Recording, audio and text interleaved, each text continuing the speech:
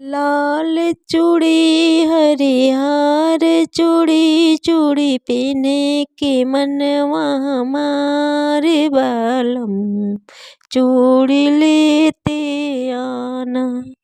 चूड़ी लेते आना भूल मत जाना सेजिया पर है करार बालम चूड़ी लेते आना। चूड़ी लेते आना भूल मत जाना सेजिया पर है करार बालम चूड़ी लेते आना। लाल साड़ी हरिहर साड़ी साड़ी पहने के मनवा हमारे बालम साड़ी लेते आना।